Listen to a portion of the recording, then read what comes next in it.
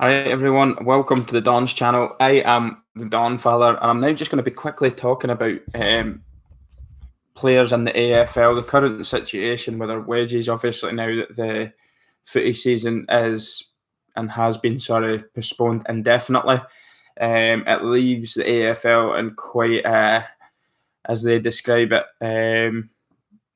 kind of worrying position, probably one of the most worrying positions that they've been in a long, long time.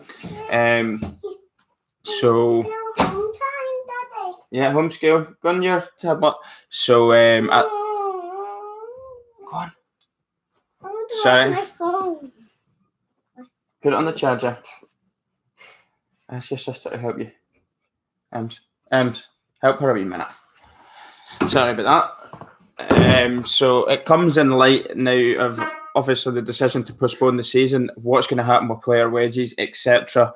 And I think, is it the agency in charge of the players, the PFA or whatever they call themselves, they have kind of agreed with the AFL initially a 50% pay cut, which will probably still be quite a substantial amount of money, and it's led to remarks from, hey Dylan mate, how's it going buddy?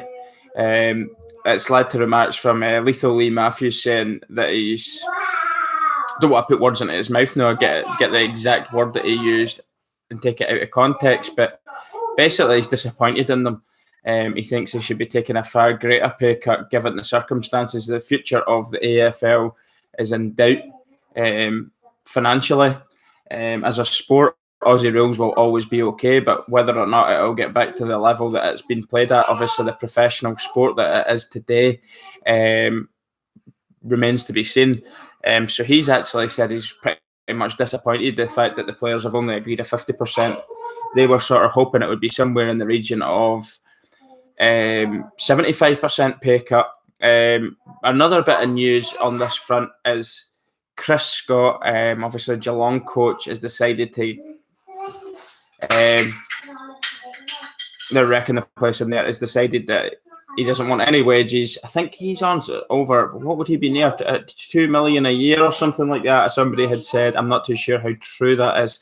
He's waived any pay. He says he's happy enough not to get paid in order to help the sport, which is fantastic. Not a real guy that, in terms of the stuff that comes out of his mouth in a footy sense, that I really like reading his comments. I just think sometimes he comes out with some amount of nonsense, but on this front, you can't help but commend the guy and say this is an absolutely amazing gesture from him. So thanks very much to anybody who loves the sport. On behalf of everyone, I'm saying thanks to him for that. Every little helps on this front. But I was actually planning on doing a call-in today, and Dylan, you're not up for it today, but I've left a message from another person who had said that they'd be interested in doing it, but they've not got back to me, so maybe they're working or what. So definitely a story in the financial side of things that is, hey, shush you, go in the other room and watch your tablet now. Go on. Can't hear myself think. Children. We're homeschooling right now, so it makes it quite difficult to do vlogs, do videos, do anything. I've not got any time on my hands to do anything right now because I'm playing school teacher as well. And of course trying to keep the noise down as best as possible so they can learn. Forgot where I was at now. Yeah. But yeah, I certainly think on this one, player wages, etc., it's gonna be something that we're gonna hear an awful lot about in the next couple of days. Dylan, mate, you are a Port supporter. Obviously, this is their 150th year. Not exactly how they would have wanted 2020 season to pan out for them, considering it was a 150-year celebration. All the sort of things in place for celebrating that great milestone kind of been halted and possibly stopped. We don't know. We don't know if we'll get footy back this year, but it's not looking too good anyway, is it? So for Port Adelaide, certainly disappointed for them, being in their 150th year. There was a documentary he's tried to send me there that's on 7+ Sport, but it's not available here in the UK. I'm really not sure why these things aren't available to me here. I've tried changing my VPN. That won't work. It won't let me play it. Really struggle to get any of the documentaries. So it's not really good for me indulging in other things outside of it. I'm looked into getting the AFL Evolution 2 game for the Xbox. Shh. Look at the clock. Right.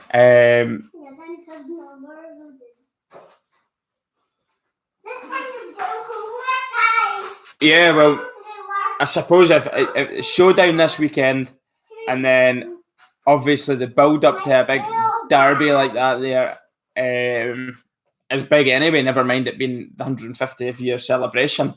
So quite disappointing for everyone, for Port fans, for the history of the club, for everybody surrounded with the club. Very disappointing for them. I was quite looking forward to doing quite a bit about Port this year, given the situation. Hi Ashley, how you doing? Hi George, shouting out to you as well. But if anybody's got any questions, feel free to fire away. It kind of has changed in regards to what I was planning on doing today, because I'm not getting anybody on the phone. I was looking to do a phone call thing because it was quite enjoyable actually listening to other people's stories rather than just me banging on and on and on. But that's the developing stories for the day. It is going to have to be a very, very short video because it was a live stream video. I couldn't be bothered recording something, uploading, editing, putting all the intros and all that nonsense. Just want to talk. It's just a couple of wee bits of information that's happened today.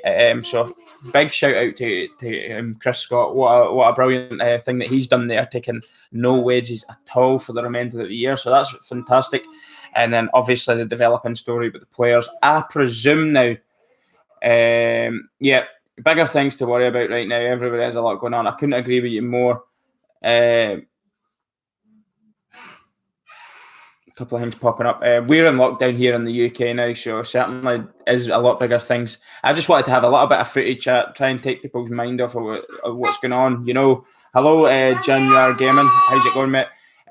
Just want to take people's mind off kind of the reality of what's actually happening right now in the world. That's why I wanted the phone in. But Dylan, mate, I know right now you're getting your Avon deliveries all set up, you know, and you're busy, so you couldn't do it. But I've got to say, I'm quite disappointed, mate. I'm quite disappointed, mate. He works full time as a Dylan works full time as an Avon representative, you see. So he's got he's got to put all his hand soaps and wee things like that, toiletries, talcum powder, Tupperware. He's got to box them for each individual order, and obviously door-to-door stuff right now is up in the air. He's just got to leave it on people's doorsteps and things like that. So it's a very difficult time to be an Avon representative as well. But anyway, I'm going to call an end to this here. Just wanted to put that story out there. What do you think of it? Do you think that 50% is enough? I don't know. Only the AFL can really answer this one. Lee Matthews reckons it should be set. Oh, Dave, mate, I was wondering when you were going to pop up on a live stream. I enjoy seeing you coming up. It is definitely crazy times to be an Avon. Actually, though, seriously, lavender soap to get... Look, mate, I can't help it. I like the smell of lavender. I have a lavender in my garden, and every so often when I reverse into my driveway and I don't reverse in just quite right, and it goes over a bit of the bush, it lets off a wonderful lavender smell. So I look, mate, I just can't help myself. But actually, how do people like that survive? Avon reps, it's not a good time to be an Avon rep right now, actually, in all seriousness. How do they make their money? People aren't going to put money to them like that, and I don't know how you pay for Avon. Never done it in my life, but I presume you hand it in the old envelope. Is that what they still do with cash? How the hell do you hand cash over nowadays? There's none of that now. They're going to have to think different ways to do it, if they're even allowed to do it. Maybe they're in lockdown. They're not seen as essential workers. I don't know. I doubt they're seen as an essential worker. But right now we're in lockdown, and only essential workers or essential shopping things like that are allowed to happen.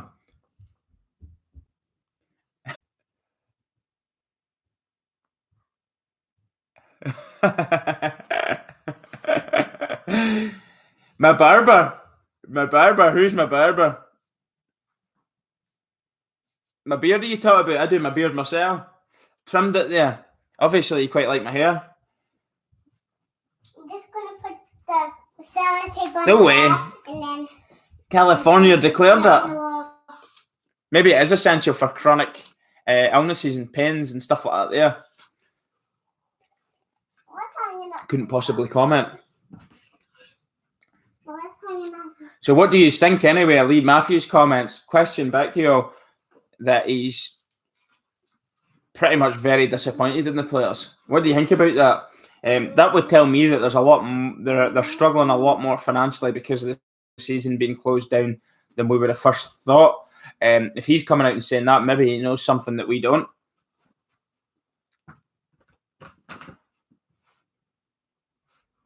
Oh, I like, man. It's going bald there.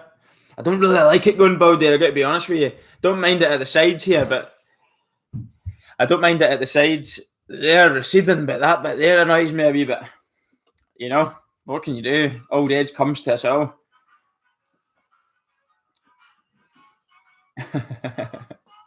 Hi.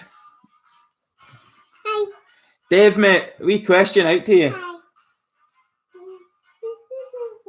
Oh yeah, mate. Us All-Stars, I'm going to actually have to answer what you've just said there and agree with you 100%, mate. They're getting paid enough. Like us, the bottom people, the people at the lower end of the food chain, if you like. If we take a pay cut, it's the difference between putting food on your table, having electricity, gas,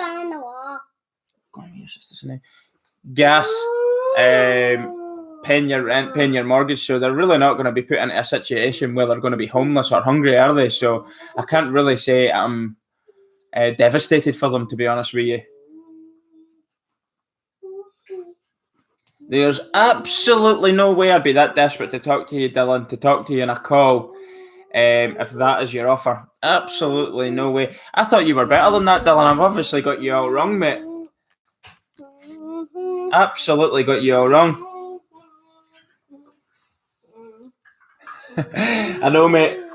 She's not got a clue what's going on in the real world right now. Anyways, how great is it to be innocent like a child, not having a clue what's going on around you? You know where's my doll, my homework? You've got the same here as well, then, Dave. I know, mate. It's tough times. It's tough times. Where is your homework? There is no homework. Get her a piece of paper and she can colour it in. You can draw a picture. Draw Daddy a bulldog. No. Can you draw Daddy a bulldog? No, I'm gonna draw Daddy a dog.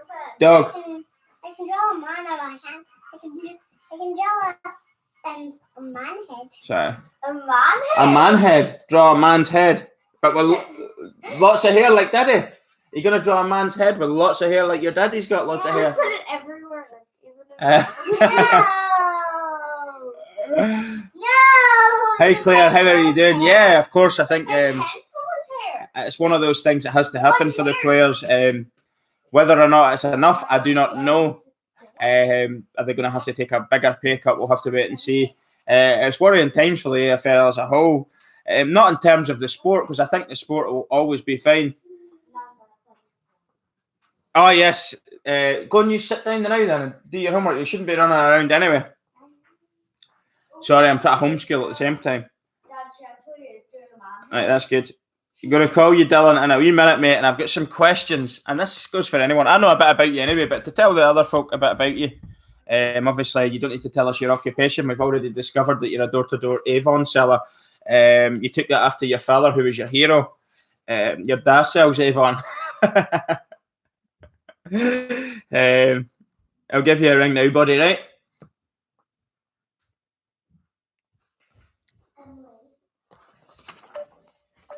Let me know, everyone, if you can hear him talking.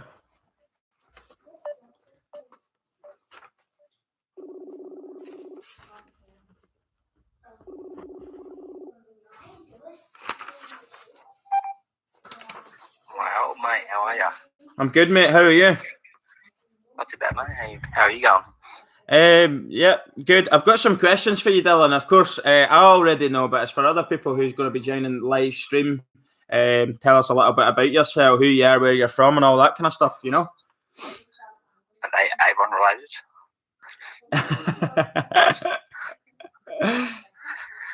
Go on, mate. Shoot. Right. So, tell me a bit about you. What's your name and all that? Where do you live? Just initially, sorry. All right. So my name's Dylan. Obviously, I live in Adelaide, South Australia.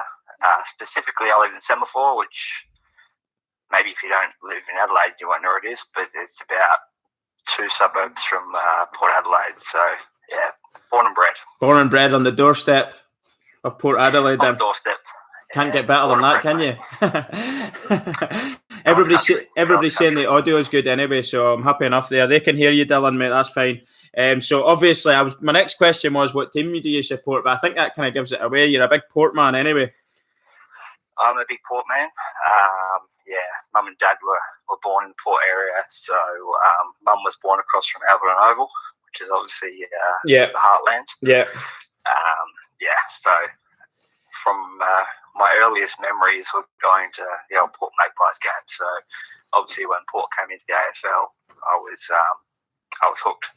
Yeah. I actually watched a little bit of a documentary about, not the one that you wanted me to watch now, about obviously when Port went into the AFL. Was that 1990, wasn't it?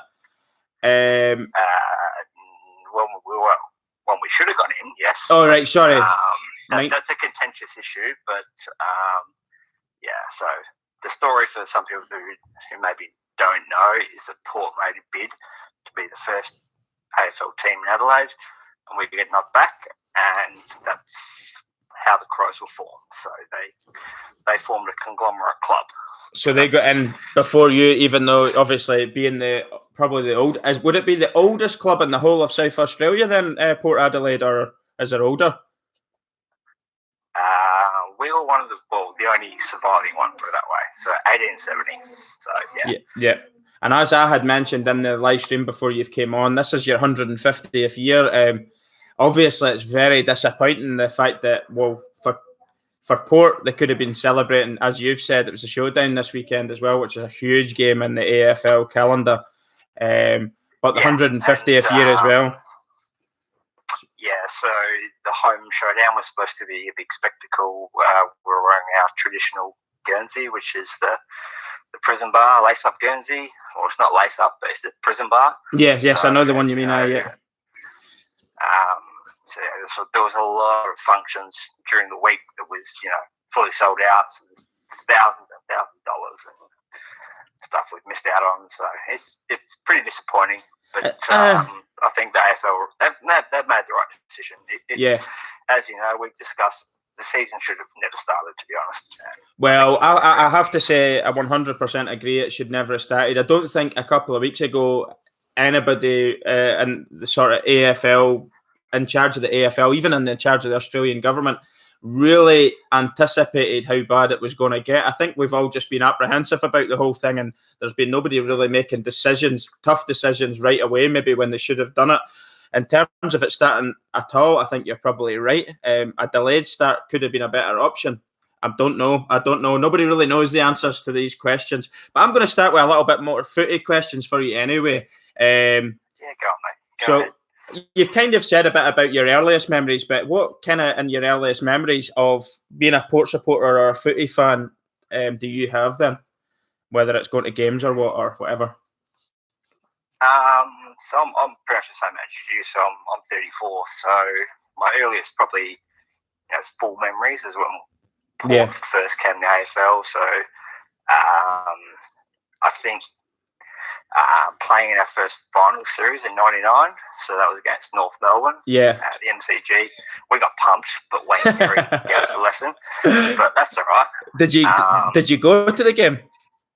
Yeah, I did, yeah. So wow. I went to the game with my family. Very good. I always try to get to 1 or 2 away games a year, which I think is different to going, to the home game. So, as you know, as a soccer football fan, going to an away game is always really special to see different grounds, to interact with the other supporters. 100%, mate. So I've tried to always go to different states, different grounds, against different teams. Yeah. So you find out a bit about the opposition supporters. Do you know what I mean? Yeah, of course. And I actually think the atmosphere when you're away from home as well seems a little bit better. It's like you enjoy your day more or something. I don't know if it's because it's a different surrounding. It's a bit more of it's a bit more of an experience. So yeah. I used to go with my family, and now I go with I've got your mates. 6 seats. Yeah, I've got 6 seats. So me, my family, and a few mates, we all sit together, but then we go away interstate together. It's just a whole experience. That's one thing that strikes me about the AFL footy, being obviously from not grew up with it. It's very much a family orientated sport in the sense that families sit together, they go together, children, maybe generations there. You could have grandchild, parent, obviously grandmother, grandfather, and they're all together. Whereas in soccer, that is just not very familiar to see. It doesn't have the same sort of family atmosphere in the stands. Probably a little bit more. I wouldn't say hostile. Probably hostile, but not in the sense of violent, but just more of a hostile atmosphere. If you know what I'm getting at with singing and the words that they sing and stuff. Nah, I understand because I'm a soccer football fan myself. Yeah, as you know. But like I've never felt unsafe at an away game, if you know what I mean. Yeah, people seem to mingle in the games as well, which is nice. Yeah, and generally when you go to an away game or a home game, whatever, you see the opposition supporters after the game. You can generally have a beer and a chat with them, and they're pretty good usually.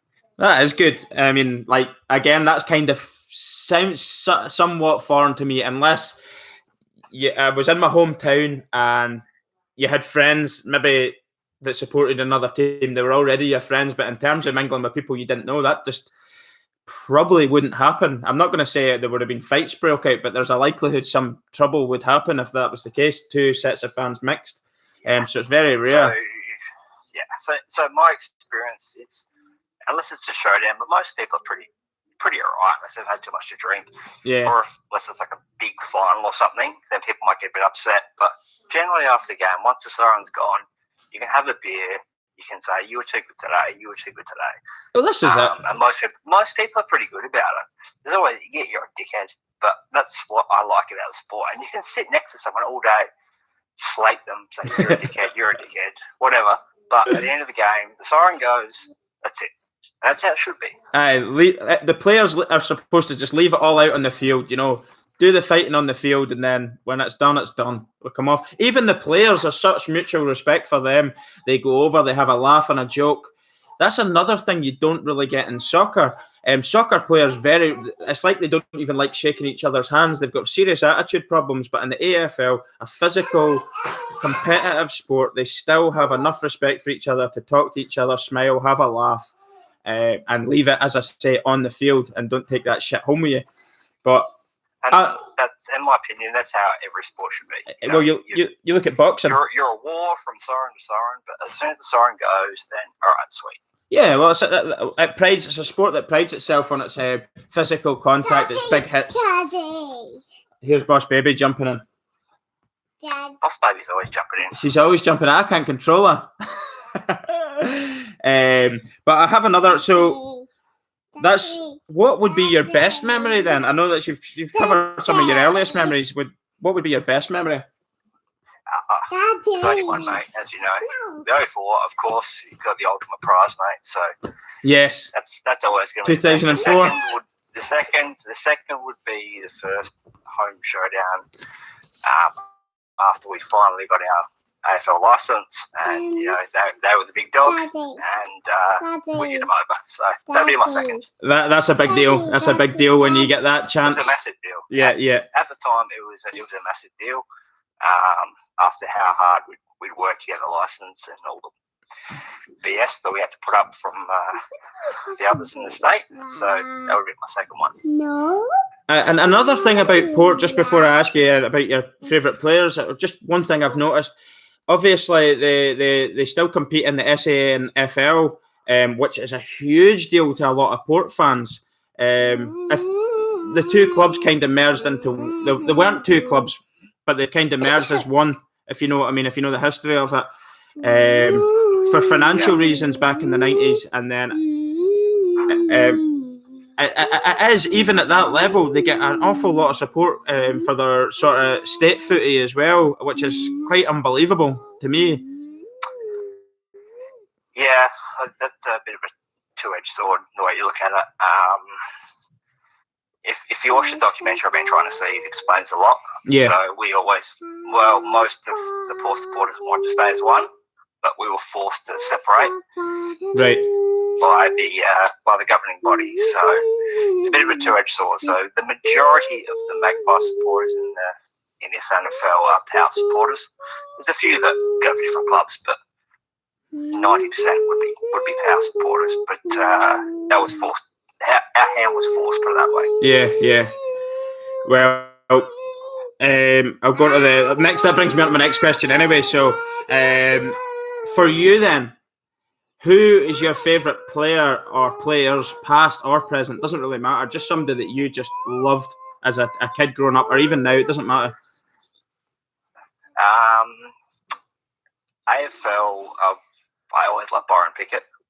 He was a hard man. An absolute machine. He played the game how it used to be played. He was kind of the link between the new and the old. He was probably one of the guys that changed the rules a bit because he probably hit a bit too hard, hit a bit too late. So he's probably the last of the Warriors. Going back further as a kid, Tim Jennifer from that years, he's always a hero of mine. He's he was only a small guy, 5'7", 5'8", but six-time premiership player. I just, loved him. And every time I see him out in the street, he always remembers my name, remembers my dad's name. No way. I used to, what a gentleman. Be a water boy. Used to be a water boy when I was a young kid down at Magpies, and he'll always come and say good day to me and ask how the family's going. So, and love him. And so he's obviously someone that's played years ago. Do you feel that you still have that, players still have that same sort of connection? Could you imagine any modern day players being able to like remember your name or your father's name, or really take the supporters seriously, if you know what I mean? Or do you think they take them for granted a little bit more now? No, I think that Port do it really well. I know they've got a lot of really good programs. They've got the Aboriginal Academy, which is fantastic. So the young Aboriginal kids here, so they play a competition every year. So, and they get, if they complete, I think it's 80% of their schooling, they get to play in a footy comp, boys and girls. So, I'm actually really proud of what Port Adelaide do as a club. Yeah. Community based. They do seem to take their community, from what I've seen as well. It was a question I've asked because I wanted to ask it, but something I kind of already knew the answer to. Like, Port do seem like a club that know their roots, where they come from, and they hold their traditions quite dear. And I like that, you know. Something you got to remember is the vast majority is, so there's 9 AFL clubs. It's pretty much us against the rest of them. So the Crows. Siege mentality. There's not always, but the majority of supporters come from one club, and then they've got the rest of them. So this lunatic's singing over the top of you here. That's all right. It's siege mentality, isn't it? That's what you need. But you need that siege mentality, us against everyone. It gets the players by it. And that's what's made Port successful over many years. Is us versus them, and it's not just us. It's, you can look at your Collingwoods and they say that. So us versus them. In other sports, it's us versus them, and that's what makes them successful. Is they have to be close because they know everyone's out to get them. Yeah. So she's gonna cut that off there. Don't cut that off. Wait a wee second. Right. So I'll ask you about any other interests or hobbies just now. Then, do you have anything else that you like to follow? Obviously, we've not got any sport right now, but is there anything else you like? As you know, I'm a soccer/football fan. Yeah. So I'm a Newcastle United supporter. Another Magpie. So that comes from when, before Port were in, it was black and white. Yeah.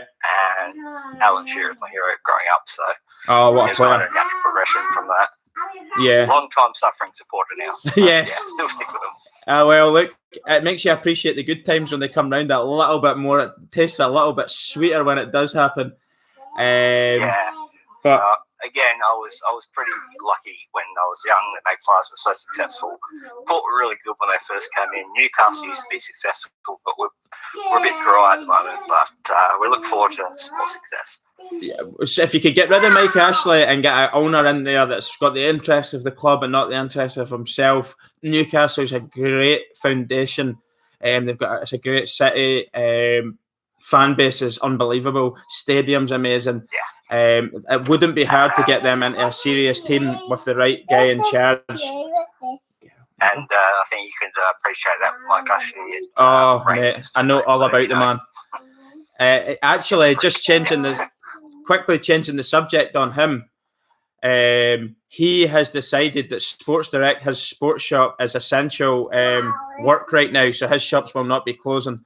I do not understand how selling sports clothes is essential right now at all. So you can tell, mate, you know, it's essential to his bottom dollar, and that's all he's ever cared about. And you know that. Yeah, no, exactly. It's about the money, and he's a parasite. He's actually cashing in right now and possibly putting people's lives in danger. It's about time this guy was stopped from sport, from everything. Nobody should be buying his products or anything. But I'll ask you one last question, mate, and it's quite I don't mean it to be controversial, but just in terms of, obviously now the season's, as you know, been postponed, but if it does get back up and running, obviously with the financial worries that they're facing right now, is there anything that you would like to see if they could change it? Not in changing in terms of the way the game's played as such, but for a positive change. Is there anything you would think about changing if it comes back, and obviously the financial situation has harmed it slightly? It's a tough one.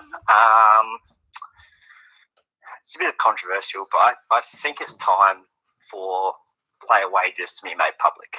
That's one thing. Wow! I would ask for. Look at Kiba. Yeah, it's a bit of a taboo subject, but I think it's time that we know what players are on so they can be held to account. So if they're underperforming and they get paid a certain wage, they're open to criticism.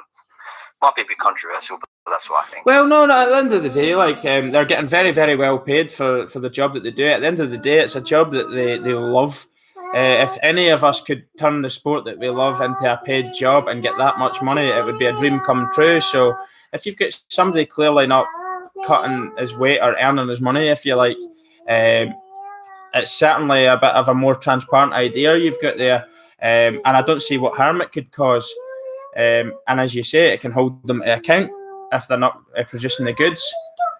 So it's a bit of a double-edged sword too, because you get the internet trolls, you get paid X amount of dollars, so it's a bit of iffy topic, but that's about all I can think of off the top of my head anyway. Yeah, no, I know it was something you weren't prepared for, and it is. If it goes back to, I was thinking about it because obviously finances could prove very difficult. The model that is AFL right now might have to change. We don't know what's going to happen. With that, could we see ourselves going back to a little bit more raw footy, back to the old Aussie rules days from VFL, SNFL, where it was you were allowed to do a little bit more physical stuff. If the money wasn't in it as much, could we revert back slightly to the way the game was played? Because maybe sponsorships might not be there as much, and you're not worried about potential. Maybe you're not going to be worried about certain potential injuries that might happen. I don't know, but it was something I was thinking about. Could the physicality of the game, is obviously a very, very physical sport, but there's certain things that they've tried to water down over the years. Could they be introduced back in, or is it something that you think is a no-no? Just keep it there. I don't want to see the King hits again because I think they're weak. But fair point. No, fair point, mate. Fair point. They could relax a little bit on some of the shit they pull up on, man. It's like a bit of a gut punch. Like, get on with it. Do you know what I mean? Like, you're always going to get these little things, like a little bit of an elbow off the ball incidents. But in terms of suspending people for these things and fines, can we overlook them a little bit? Because I actually love it. Even when you're watching, for me, when I first started watching live AFL, and a player just blatantly goes up to another player he's got absolutely nothing to do with the play and just shoves him as hard as he can till he falls over, and they just both get up and start laughing. in any other sport, they don't do this sort of stuff to each other. So even that side of it, they're still getting away with an awful lot. If that happened in soccer, yourself, that's probably a red card, a fine, and a suspension. Just if you're not causing, bodily injury, you're just having a bit of a go at each other. Just let it go a bit more. I think that's pretty much the consensus with most people is, let the game go. Stop messing around with the rules. Stop trying to cash in on fines. I think that's what most people get upset about. Yeah. No, I agree with you 100%. I take your opinions on board. Especially, it's good for me because obviously, guys who have grew up, yourselves, everybody that watches the channel and stuff, you know a hell of a lot more about the game and how it's evolved than what I do. So it's very good for me to hear your opinions on this rather than me trying to make maybe a misjudged one, if you like. But certainly understand both sides of it. Me, obviously, Dave said there, Dougie, myself's looking to bring back the biff. Not necessarily, as you say, punching people. I mean, it is kind of weak. You don't need to be doing that, but leaving a little bit on somebody is definitely something that I would like to see a little bit more of. But yeah. Oh, one thing I'd like to see brought back, going back a few years, is when you go for a mark in the forward line, you used to be allowed to punch their arms, and now it's a no-no. Really? I never knew that. So you used to be able to just punch the whatever out of their arms, and that was play on, fine. And but you used to also cop a lot in the back of the head too if you play on. But I don't understand why that is a rule. I hate it, to be honest. The full forwards used to run out and mark it, and he used to be able to punch the shit out of their arms, and that was play on. The one thing, obviously, going up for a mark. Now you're just talking about marks here, and Toby Green thing. There's, in my opinion, what he's doing is deliberate. A lot of people are saying, who cares? But he knows exactly what he's doing when he's putting his foot up high with the studs facing and potentially catching somebody in the face. To jump up and put your foot forward, if you like, that sort of idea, and potentially get somebody in the face with studs.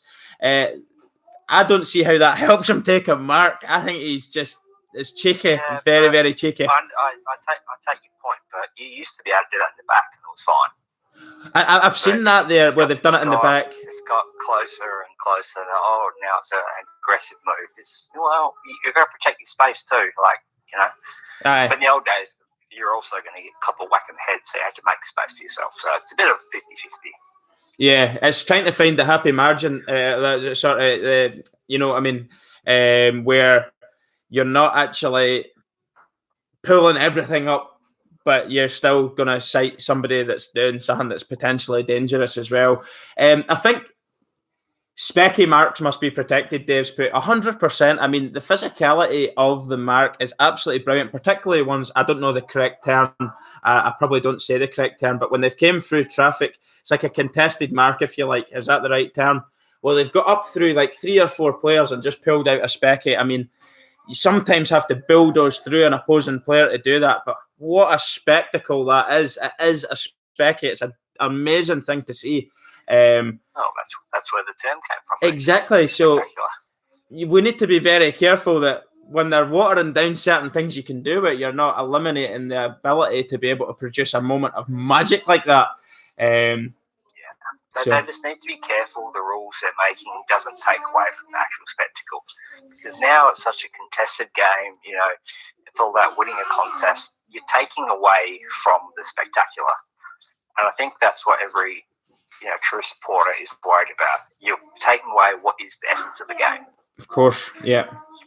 It's something, obviously, growing up with a sport where you don't do these sorts of things, seeing that is just like, wow. Especially when you see one where they've got the knees on the shoulders, push their knees off the other player's shoulders and get up, and they're going backwards, and they've maybe caught it with one hand. It is just incredible. It's an unbelievable bit of skill. It takes some strength as well. These guys are absolute machines. They're athletes, and they put themselves in harm's way, and it's an absolute joy to watch. For somebody just finding the sport, as maybe about a year now. Maybe not quite a year. I've been watching it.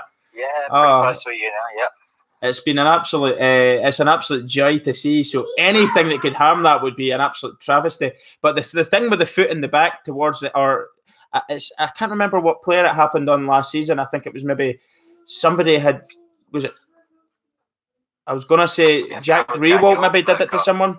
Oh, he kicked. Yeah, no, yeah. I understand what they're trying to do. Like, is that deliberate kick in the back? But if you go back to the old days, plug a locker. If you stand in the hole, so centre off back, they kick it long. He'd just wipe you out, mate. Feed the plugger. In the back. I mean, but I mean, that's probably one of the reasons why I've got to say when I've watched some of the older footage, I'm in love with it. But I still love the modern game. I really, really do love the modern game. There's so many aspects of the modern game that are just, in some ways, are far greater than what we've seen in the olden days. But for what the player that you've just mentioned there, for me personally, having watched kind of a lot of the history and the players from God, obviously Gary Ablett Senior, players like that, they're the things that these boys done on that football field were just, oh my word, something you don't really see as often, you know.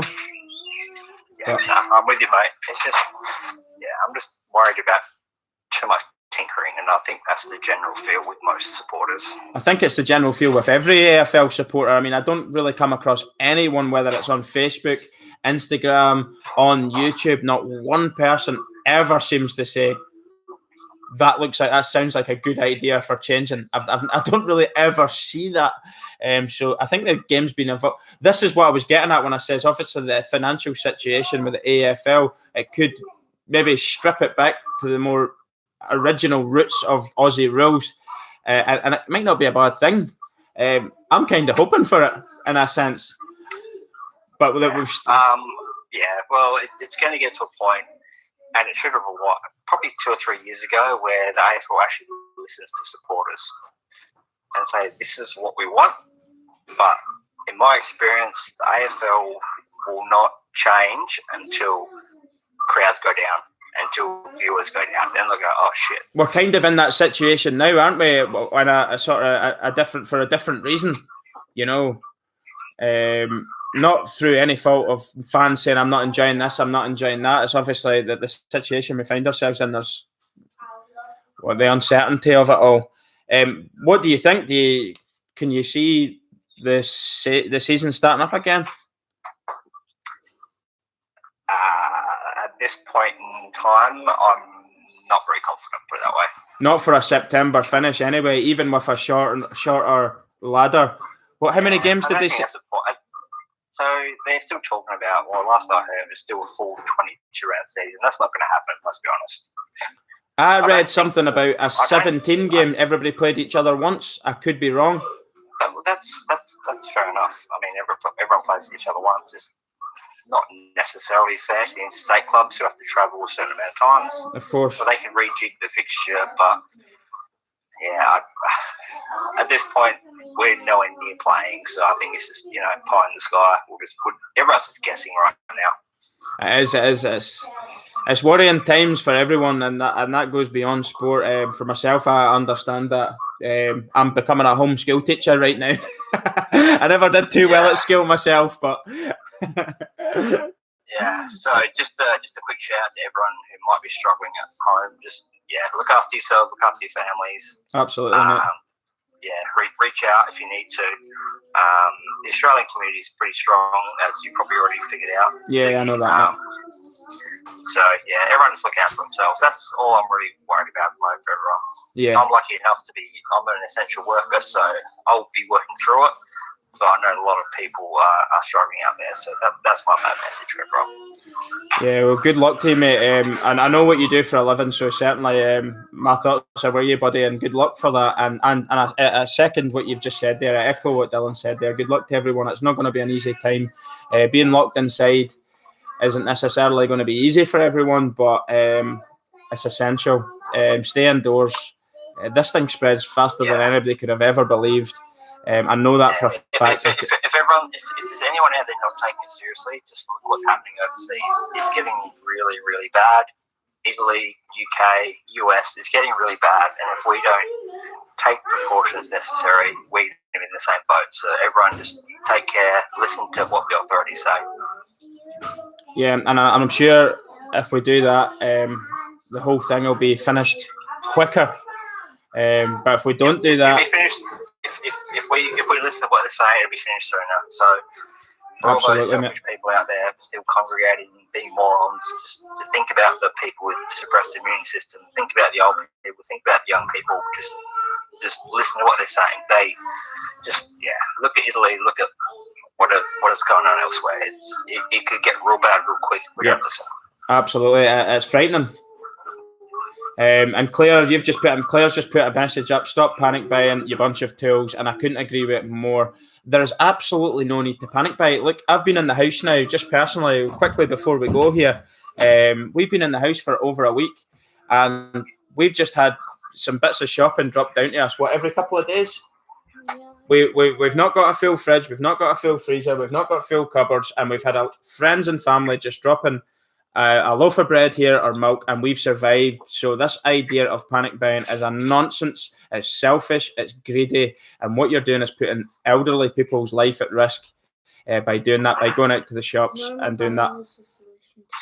Yeah. So just on another note on that point, look after your elderly neighbours, your elderly family, your elderly friends, your immune suppressed people. Look after them, because they're the ones that are going to feel it. You might get sick, but it's not going to be life-threatening to you, but it could be to someone you know and someone you care about. So just think about others.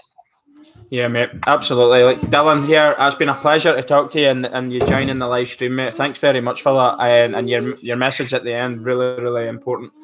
So I appreciate that as well. Thanks, buddy. I'll go there now, and I'm going to end the live stream and get back to helping these ones with their homework or their schoolwork. Sorry. Thanks, buddy. Yeah, and stay safe. All right, guys. I'll talk to you soon, mate. Bye, bye. That was Dylan Shire from South Australia. Thanks very much, mate. Thanks very much to everybody that's putting messages in. I have been reading them, but obviously not really responded to everything you've seen because he was talking. But absolutely brilliant to get to speak to people. I don't know why you keep on moving, but you're enjoying it. As Dave says, normal buying is the solution to panic buying, isn't it? Absolutely. For people who have been locked in the house now, we've never once had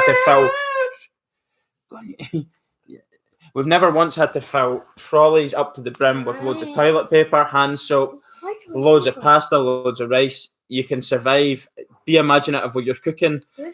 Try cooking. There's no takeaways open now. There's no restaurants. McDonald's are shut. All these things that you...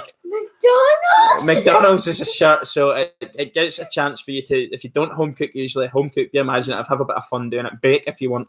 But don't panic buy. There's no reason to be buying loads and loads of stuff that's probably going to go off.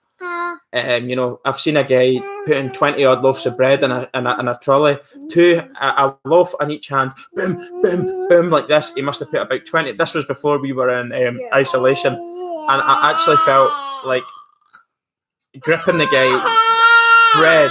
What are you doing? Don't be cheeky, you. Bread goes off. It's a perishable food. So even the most moronic panic buyers, hoarders that you've ever seen, if you buy bread, it's not going to last the banter at all, is it? It's the most stupid product to be buying loads of, and all you're doing is just being selfish.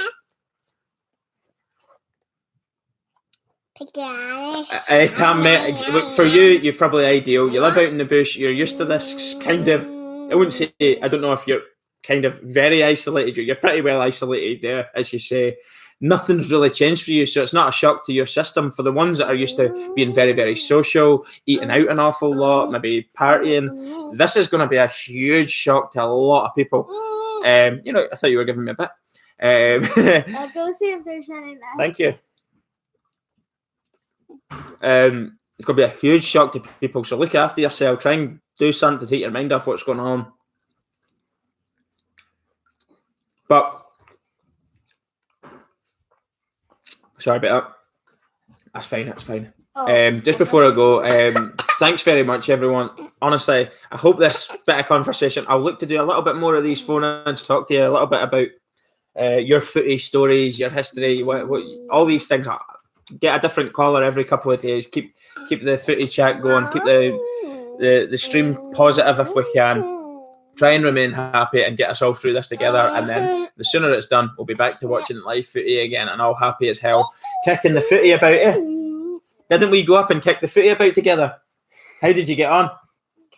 You were good. She was kicking the Sharon, and we had great fun doing it, didn't we? It was just me and you. We had a great time. You did really well, actually. We were passing it to each other, passing it to each other, kicking it to each other. Really, really good fun. And as soon as we can, we'll be back out and doing that again. Yeah, we made a coronavirus bug. We put it on the post, and we were aiming at like a target, weren't we? And we were kicking the Sharon right at it to kill the bug. Just a little bit of fun. We were practicing with both feet, but obviously my left foot's only for standing on. Thanks, guys. Shout out to the family and to all of you. Stay safe, to you and all your families, and we'll talk to you all soon. Goodbye, everyone. Say bye. Bye. Thanks. Bye. Good. Stay safe down under. Who's 8 people? There's more than that. Then they just